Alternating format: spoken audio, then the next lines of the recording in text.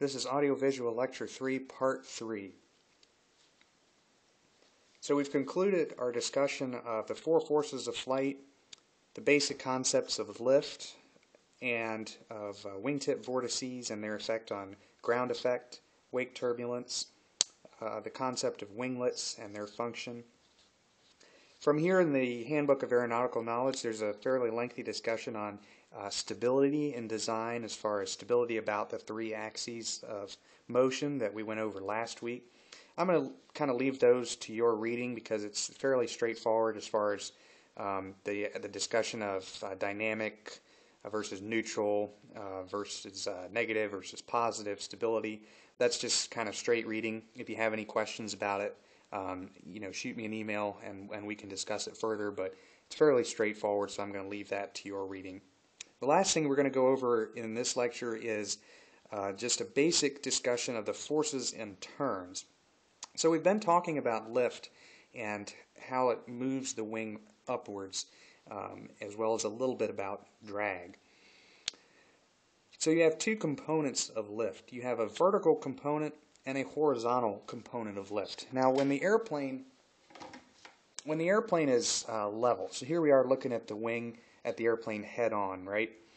And this is the vertical component of lift. The wings are level and all the lift is going upwards. You still have that induced drag and you still have regular drag and so forth, but as far as up or down or sideways, the lift is going upwards.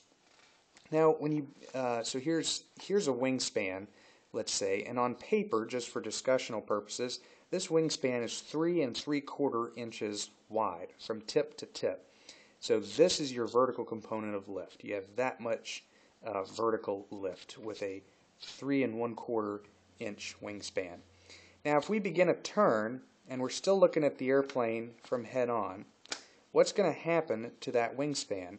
We're taking this distance from side to side, and we're effectively shortening it somewhat. Now it's only 3 1/4 inches wide instead of 3 3/4 inches wide. So we've lost some of the wingspan because we've tilted it on edge.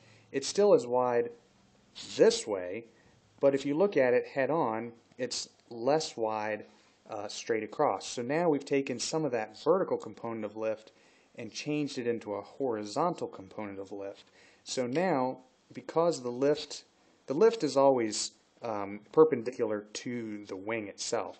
It's always going to be, like so, right here. So if you take that and turn it like so, it's going off to the side, to where when you split the difference, you've only got some of it going up and some of it going sideways. Now you take that a little bit further to a little bit more of an extreme, tilt it even farther, and now this distance from side to side is only 2 1/4 inches. Even though the physical span of the wing is still its original length, that span from side to side is much smaller, and as you see, we have very little vertical component of lift. Almost all of it is horizontal.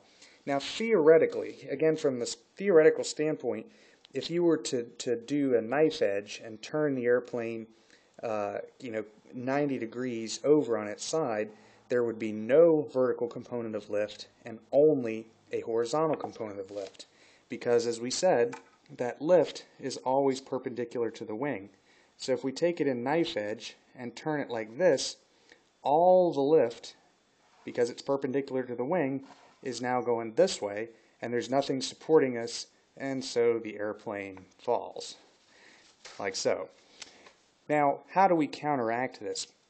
Well, you have to increase your angle of attack, and that increases drag and weight and all that kind of thing.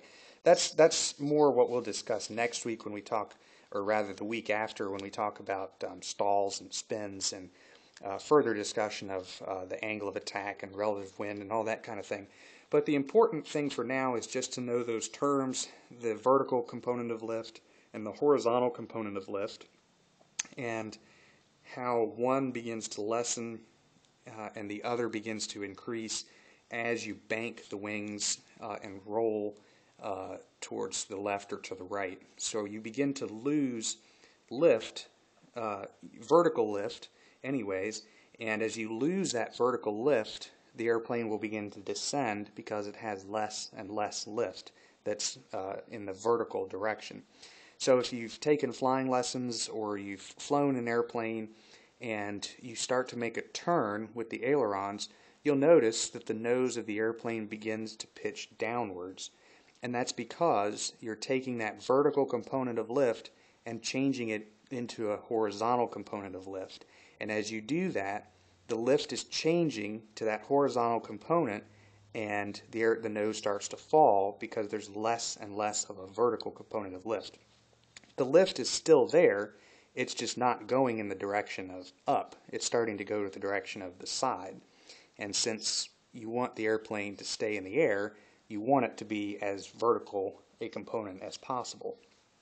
But, like I said, we'll go into the results of that a little bit more in the next lecture. Next week on the syllabus we have Exam 1.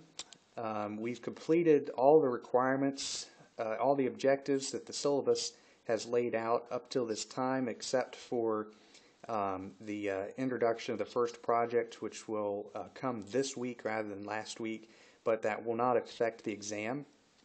So we'll plan on taking the exam next week per the syllabus as planned.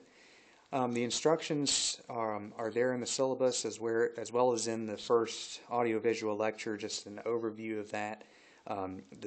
Your designated test proctor or proctors will receive a copy of the exam no later than 9 o'clock Eastern Time on next Monday morning.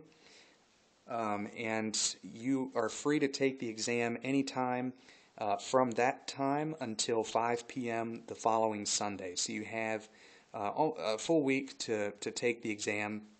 It's up to you to schedule an appointment with your designated proctor to take the exam.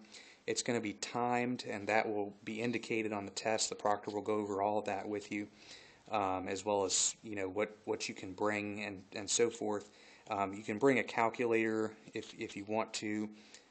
You can take the test with a pencil or with a pen or whatever you want to do. You're not going to need much more than something to write with, and you can bring scratch paper if you want it. But for this exam, I don't think you're really going to need it because there are no calculations to be done. So just be sure to bring something to write with, and scratch paper if you want it. But I don't think you're really going to need it. And the proctor will go over the rest of it with you. As far as material, Exam 1 will be cumulative for the information that we've covered so far, including this lecture and the material for Week 3. So Exam 1 will cover Week 1, Week 2, and Week 3 as shown on the syllabus. So anything on there is fair game. It's a closed book exam, so study your notes, study the quizzes that you've taken so far, and ask any questions that you have, and I think you should be fine. There will also be some information from the lectures as well, so as long as you've taken notes or remembered the things that haven't come naturally to you, as long as you're comfortable with the information in the lectures and you've taken notes on the reading and you've had no questions on the quizzes, you should be just fine on the exam. But as always, if you have any questions, send me an email and I can go over any part of it with you. Okay, well that concludes Audiovisual Lecture 3.